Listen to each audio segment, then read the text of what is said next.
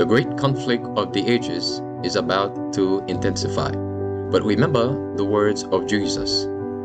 In me ye might have peace. In the world ye shall have tribulation. But be of good cheer. I have overcome the world. Would you like to know how to exercise courage and fight the good fight of faith? Listen to this devotional. Conflict and Courage, a daily devotional by Ellen G. White. 4 boys in Babylon. As for these 4 children, God gave them knowledge and skill in all learning and wisdom.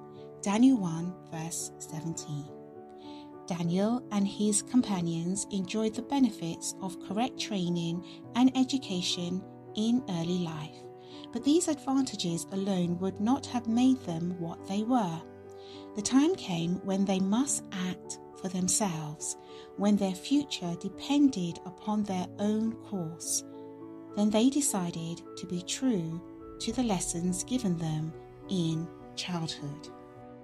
What a life work was that of these noble Hebrews.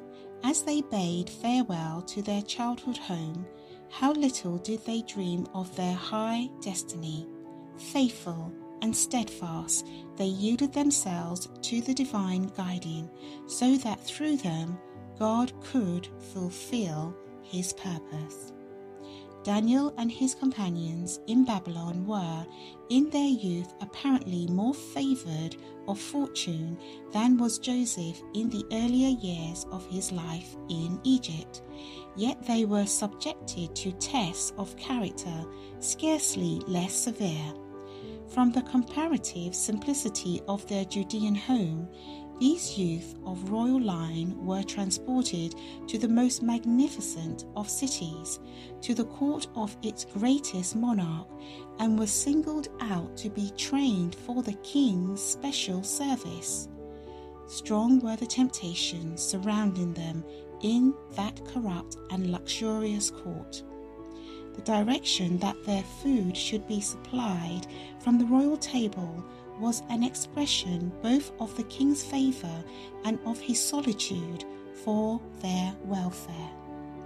But a portion having been offered to idols, the food from the king's table was consecrated to idolatry, and in partaking of the king's bounty, these youth would be regarded as uniting in his homage to false gods. The history of Daniel and his youthful companions have been recorded in the pages of the inspired word for the benefit of the youth of all succeeding ages. Through the record of their fidelity to the principles of temperance, God is speaking today to young men and young women, bidding them gather up the precious rays of light he has given on the subject of Christian temperance, and place themselves in right relation to the laws of health. This was your daily devotional. Therefore, do not cast away your faith and confidence in Christ, because the promise is it will have great recompense of reward.